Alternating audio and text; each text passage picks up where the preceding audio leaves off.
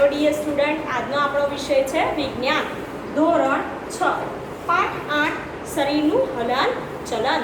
તમે આગળના વિડીયોમાં શરીરમાં કેવી રીતે હલન ચલન થાય છે, કઈ જગ્યાએ સાંધા આવેલા હોય, એમાંય પાછા ક્યાં ઉખડી સાંધો, નિજાગરાનો સાંધો, પછી ખલદસ્તાનો સાંધો ક્યાં આવેલો હોય, અચલ સાંધો ક્યાં આવેલો હોય, આપણા શરીરમાં કંકાલ બરાબર હાડકાં સાંધા એના વિશે તમે માહિતી મેળવી. પાંસળી પિંજર વિશે પણ માહિતી મેળવી. વ્યાખ્યા લખાવી હતી, એ પણ તમે બધાએ નોટબુકમાં લખી જશે એવી આશા રાખું છું. ના લખ્યું હોય તો લખી દેજો બરાબર. નોટબુક બનાવવાની છે, રફ નોટમાં પણ લખી શકો છો પોઈન્ટ, ફેર નોટ બનાવી હોય તો એમાં પણ પોઈન્ટ લખી શકો છો.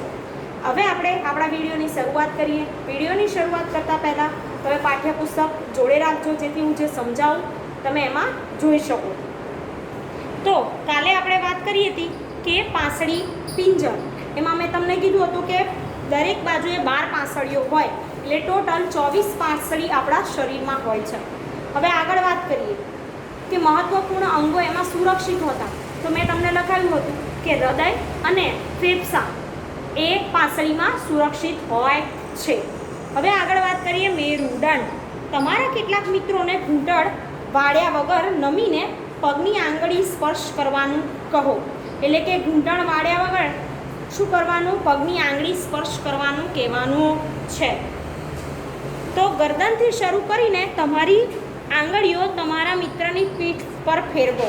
એટલે કે આપણો ગરદનનો પાછળનો ભાગ છે બરાબર, ને પાછળ પીઠનો ભાગ, તો ત્યાં આંગળી ફેરવવાની. તમે અનુભવ કર્યો તે મેરુદંડ છે. એટલે કે પાછળ આપણને હાડકા જેવી રચના જોવા મળે તે શું છે? મેરુદંડ છે. મેરુદંડનું નામ છે કરોડ સ્તંભ. બીજું નામ કરોડ સ્તંભ તરીકે પણ ઓળખાય છે.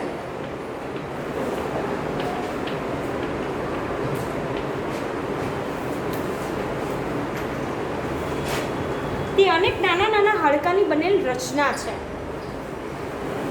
જેને કશેરુકા કહે છે. અંડરલાઈન કરજો, કશેરુકા એટલે શું? તો મેરુદંડમાં આવેલ નાના નાના હાડકાઓની રચનાને કશેરુકા કહે છે.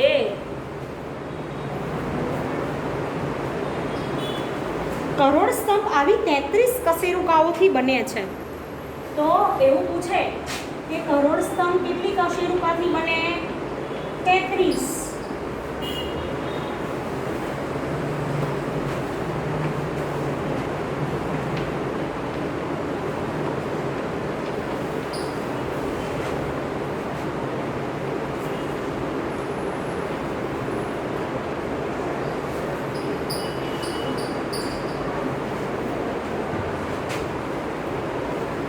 પાંસળી પિંજર આ અસ્થિઓ સાથે જોડાયેલ હોય છે. પાંસળી પિંજર હોય એ આ અસ્થિ સાથે શું કરેલું? જોડાયેલું હોય. શું કરોડ સ્તંભ એક લાંબા હાડકાનો બનેલો હોત તો તમારો મિત્ર આવી રીતે નીચે તરફ વળી શકે?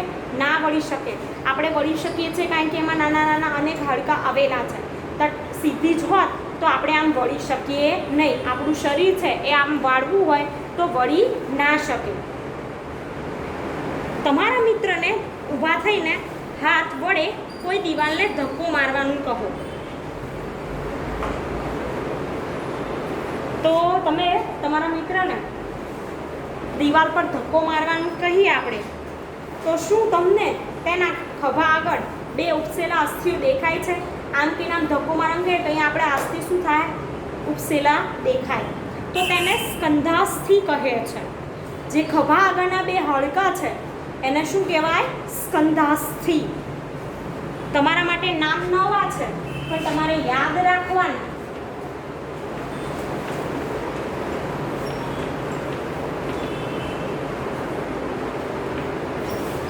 સ્કંધાસ્થિ, ખભા આગળના 2 ઉપસેલા અસ્થિ. નોટબુકમાં લખવાનું છે.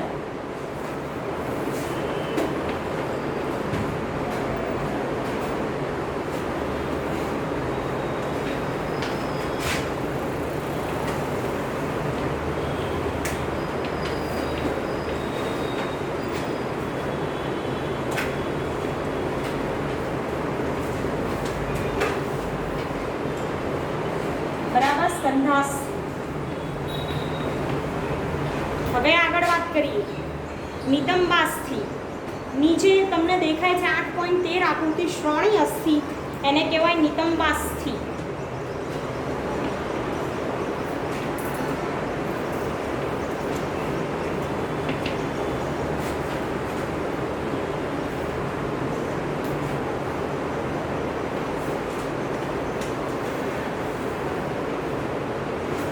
તો આ પેટી જેવી સંરચના બનાવે છે જે તમારા જઠરની નીચે આવેલા વિવિધ અંગોને રક્ષણ આપે છે. તો નિતંબાસ્થિ કોને રક્ષણ આપે એવું પૂછાય તો તમારે લખવાનું કે જઠરથી નીચે આવેલા વિવિધ અંગોને. હવે વાત છે તમારી ખોપરી. અનેક હાડકાઓ એકબીજા સાથે જોડાવાથી બને છે. જો સ્કંધાસ્થિ એટલે આપણું ખવાનું હાડકું, નિતંબાસ્થિ એટલે આપણો નીચેનો શરીરનો ભાગ હોય, ત્યાં આકૃતિ દેખાય છે એટલે તમને ખબર પડે કે ત્યાં આગળ આ હાડકાં આવેલા હોય. હવે ખોપરીની વાત કરીએ તો આપણું મગજ, બરાબર, એ શેમાં રક્ષાયેલું છે? ખોપરીમાં રક્ષાયેલું છે. આપણા મગજમાં જે માથામાં આવેલું છે એને ખોપરી કહેવાય. હાડકાઓ જોડાવાથી બને. આ શરીરનું અત્યંત મહત્વપૂર્ણ અંગ મગજનું રક્ષણ કરે છે. એવું પૂછાય કે મગજનું રક્ષણ કોણ કરે તો તમારે લખવાનું નોટબુકમાં, મગજનું રક્ષણ ખોપરી કરે છે.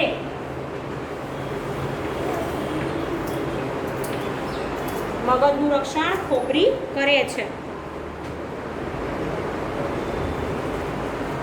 બરાબર. તો હવે વાત કરીએ આપણે કે આપણું મગજ છે એ રક્ષાય છે. આપણે ઘણીવાર પડી જઈએ તો એ આપણને માથામાં વાગે પણ આપણા મગજને નુકસાન થતું નથી. બહુ ભયંકર વાગે, એક્સિડન્ટ થાય કે કંઈ થાય ભયંકર, ત્યારે આપણા મગજને નુકસાન થાય છે. બાકી ખોપરીના હાડકાં આપણા મગજ સુધી નુકસાન થવા દેતા નથી. એટલે ખોપરી મગજનું રક્ષણ કરે છે. આ આપણા શરીરના અત્યંત મહત્વપૂર્ણ મગજનું રક્ષણ કરે છે. આપણે આપણા કંકાલના બધા હાડકાં તથા સાંધાની ચર્ચા કરી. કંકાલ સિવાય કેટલાક અન્ય એવા પણ અંગો છે જે હાડકાં જેવા કઠણ હોતા નથી, તેને વાળી શકીએ છીએ. તેને આપણે કોમલાસ્થિ તરીકે ઓળખીએ છીએ. બરાબર. હાડકાં કેવા હોય? કઠણ હોય. જ્યારે અમુક ભાગો એવા છે કે જે નરમ છે, એટલા કઠણ નથી, તો એને કહેવાય કોમલાસ્થિ. તમે તમારા કાનને સ્પર્શ કરો, બધા કાનને અડો, બરાબર, તો શું તમે કોઈ હાડકાના કઠણ ભાગનો અનુભવ કરો છો? તેને આમ વાળી શકાય છે? હા, વાળી શકાય. બરાબર ને? તો જેને વાળી શકાય છે એવું પ્રતીત થાય તેમાં કોઈ હાડકાં આવેલા હોતા નથી. શું તમને આંગળી વડે દબાવતા કાનની બૂટ અને તેના ઉપરના ભાગમાં કોઈ ફરક લાગ્યો? આ નીચેની કાનની બૂટને અડો, એમાં કોઈ હાડકું લાગે છે? ના. પણ આ ઉપરના ભાગને અડો તો હા, બરાબર ને? તો કાનનો ઉપરનો ભાગ એટલો નાજુક નથી, પણ આપણી કાનની બૂટ કેવી છે? એકદમ નાજુક છે. નાજુક એટલે કેવી? એકદમ પોચી. પરંતુ તે ભાગ બરાબર, એ તો કીધું તમને, તે કાસ્થિ છે. કાનની બૂટનો ભાગ કેવો કહેવાય? કાસ્થિ, એટલે કે કોમલાસ્થિનું બનેલું હોય છે. શરીરના સાંધાઓમાં પણ કાસ્થિ જોવા મળે છે. એવો પ્રશ્ન પૂછાય કે શરીરના સાંધાઓમાં શું જોવા મળે? કાસ્થિ. આગળ વાત કરીએ આપણે.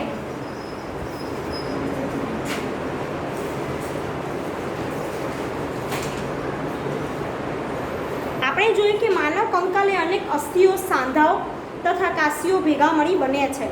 એવું પૂછાય કે માનવ કંકાલ શેનું બનેલું છે?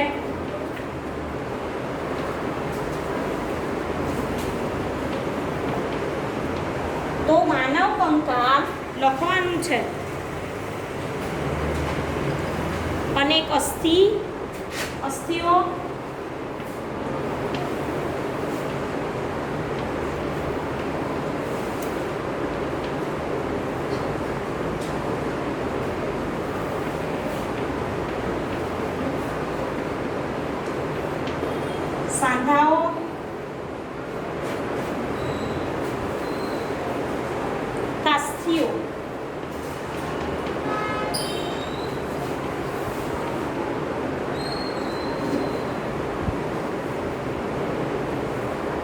મળી બનાવે છે.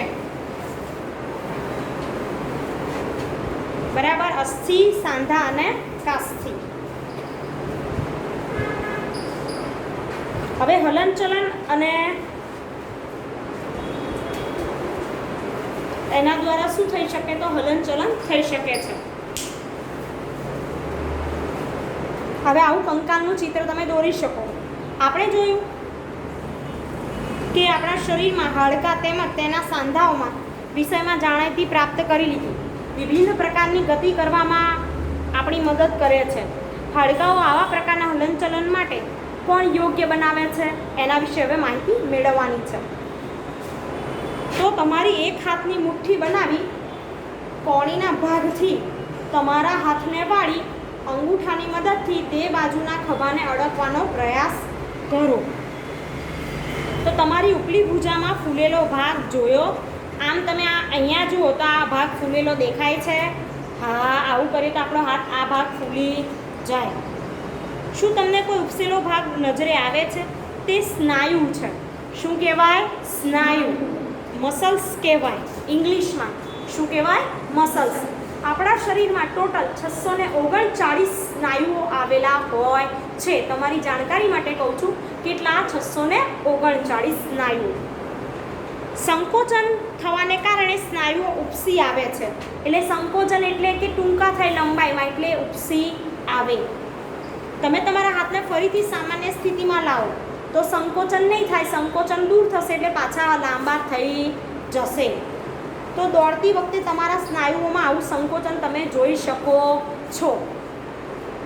સંકોચનશીલ અવસ્થામાં સ્નાયુ નાના, કઠણ તેમજ જાડા થઈ જાય અને તે હાડકાને ખેંચે છે. કોઈ અસ્થિને ગતિ પ્રદાન કરવા માટે બે સ્નાયુઓને સંયુક્ત રીતે કાર્ય કરવું પડે છે. જ્યારે બે સ્નાયુઓમાં એક સંકોચાય ત્યારે તે અસ્થિની દિશામાં ખેંચાય છે. અસ્થિ તે દિશામાં ખેંચાય અને જોડના બીજા સ્નાયુ શિથિલ અવસ્થામાં આવી જાય છે. અસ્થિને વિપરીત દિશામાં ગતિ કરવા માટે હવે બીજો સ્નાયુ સંકોચાઈને અસ્થિને પોતાની પૂર્વ સ્થિતિમાં ખેંચે છે. જ્યારે પહેલો સ્નાયુ હવે શિથિલ થઈ જાય છે. સ્નાયુ માત્ર ખેંચી શકે છે, તે ધક્કો મારતા નથી. આથી એક અસ્થિને ગતિ પ્રદાન કરાવવા માટે બે સ્નાયુઓએ સંયુક્ત રીતે કામ કરવું પડે છે. બરાબર, તો આપણા જે ભાગ છે ગતિ કરે. હવે આ તો આપણા શરીરની વાત કે આપણા શરીરમાં આવી રીતે શું થાય છે? ગતિ થાય છે. બરાબર, સ્નાયુઓના કારણે. પણ પ્રાણીઓમાં કેવી રીતે ગતિ થાય એ પણ આપણે જોવાનું છે.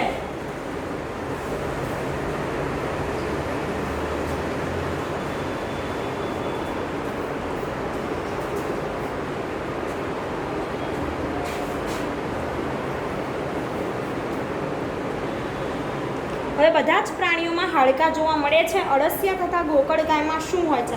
ચાલો કેટલાક પ્રાણીઓની ગતિ વિશે અભ્યાસ કરીએ. તો પહેલું પ્રાણી આપણે જોઈશું અળસિયું.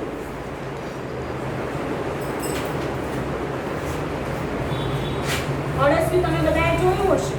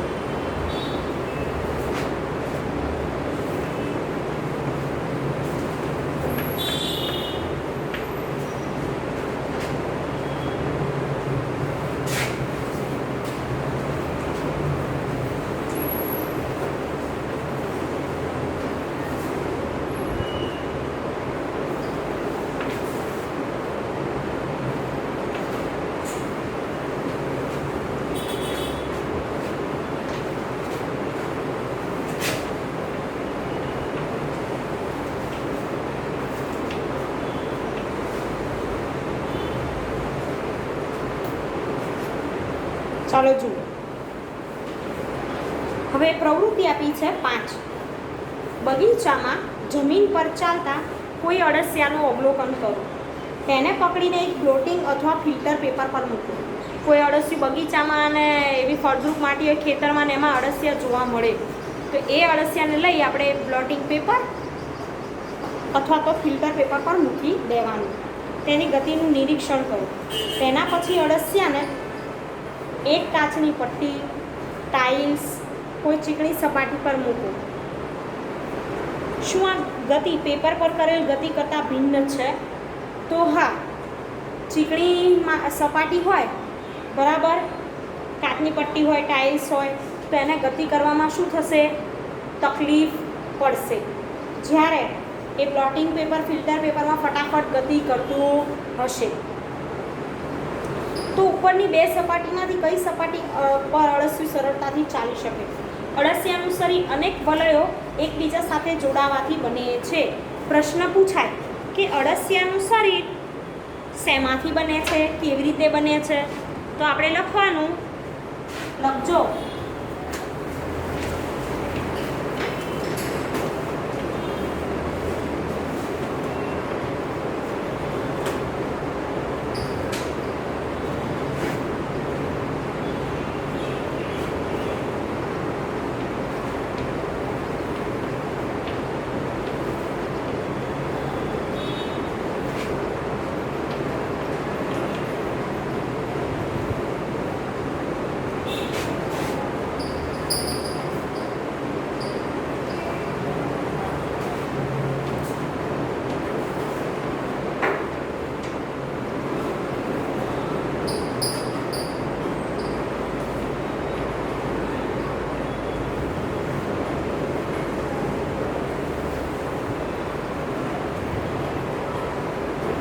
હવે આગળ વાત કરીએ કે અળસિયાના શરીરમાં હાડકાં હોતા નથી.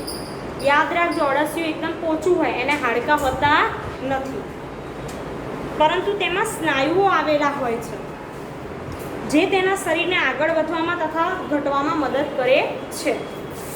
ચાલતા સમયે અળસિયું તેના શરીરના પશ્ચિમ ભાગને ભૂમિ સાથે જકડી રાખે. એટલે અળસિયાના બે આગળનો ભાગ, પાછળનો ભાગ તમે આકૃતિમાં જોજો. તે પાછળનો ભાગ હોય ને શું કરે? જમીન સાથે જકડી રાખે છે. પશ્ચ ભાગ એટલે પાછળનો ભાગ જકડી રાખે અને આગળના ભાગને ફેલાવે છે. પછી તે અગ્ર ભાગને ભૂમિથી જકડી રાખે. આગળનો ભાગ હોય ફેલાઈ લીધો, પછી એને ભૂમિ સાથે જકડી રાખે એટલે જમીન સાથે, અને પછી પાછળનો ભાગ હતો એને ખુલ્લો કરી દે એટલે ક્યાં જાય? આગળ જાય. ત્યારબાદ તેના શરીરને સંકુચિત કરે. ફરી પાછો પશ્ચિમ ભાગને આગળની તરફ શું કરે છે? ખેંચે છે. એટલે પાછળનો ભાગ ક્યાં જાય? આગળ. અને પછી પાછો ફરીથી શું કરે? થોડું અંતર વધે. પાછળનો ભાગ જકડી રાખે, આગળના ભાગમાં વધારો કરે, આગળનો ભાગ જકડી પાછળનો ભાગ ખુલ્લો કરી અને પાછો આગળ ખેંચે. એટલે આમ એ પોતાના શરીર દ્વારા ચાલતું રહે છે અને એ માટીમાં આગળ ખસે છે. તેના શરીરમાં ચીકણા પદાર્થ હોય જે તેને ચાલવામાં મદદરૂપ થાય છે. તે તેના શરીરના ભાગોને જમીન સાથે કેવી રીતે ટકાવી રાખે છે? તો તેના શરીરમાં નાના નાના અનેક વજ્રકેશ આવેલા હોય છે. યાદ રાખજો, શું આવેલું હોય છે? વજ્રકેશ. આ લખવાનું છે, હું લખાવું એ.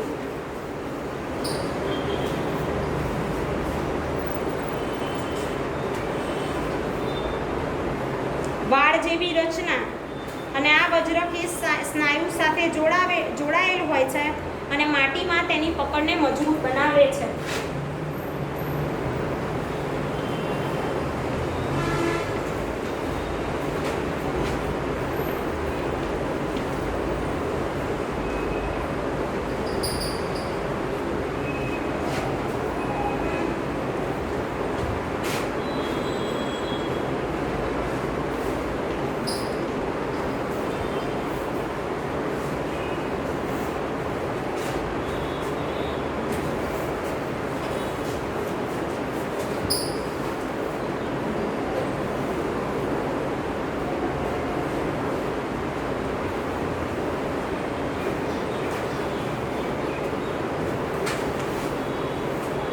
હવે જો, અળસિયું તેના રસ્તામાં આવવાવાળી માટીને ખાય છે અળસિયું શું ખાય તો માટી. તેનું શરીર અપાચિત ખોરાકને બહાર કાઢે છે.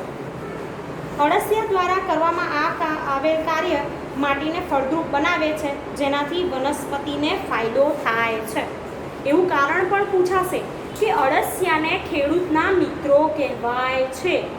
આવું વૈજ્ઞાનિક કારણ આવશે 2 માર્કમાં. તો અળસિયું શું કરે? તો સૌથી પહેલાં અળસિયું જે ખેતરની કે માટી હોય એ જમીનને ઉપર નીચે કરી પોચી બનાવે છે. ત્યારબાદ બીજો પોઈન્ટ તમે લખો કે અળસિયું છે એ સેન્દ્રિય પદાર્થો એટલે કે ખાતર કે જે નાખ્યું હોય એને કોહડાવવામાં મદદ કરે છે.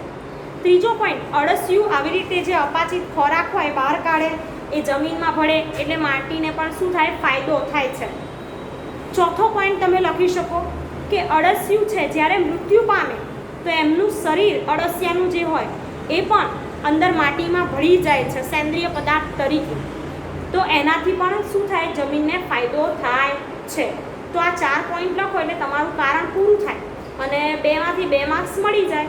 તો હવે જ્યારે પૂછાય કે અળસિયાને ખેડૂતના મિત્ર કહેવાય છે તો આવડે કે ના આવડે? બરાબર, આવડે. ના આવડે તો તૈયાર કરજો. તો આપણે આ વિડીયોમાં આટલે સુધી રાખીશું. જે માહિતી મેં તમને સમજાવી એ વાંચશો, વિડીયો જોશો એટલે તમને આવડશે. અગત્યના પોઈન્ટ નોટબુકમાં લખજો અને તૈયારી કરતા રહેજો. Thank you.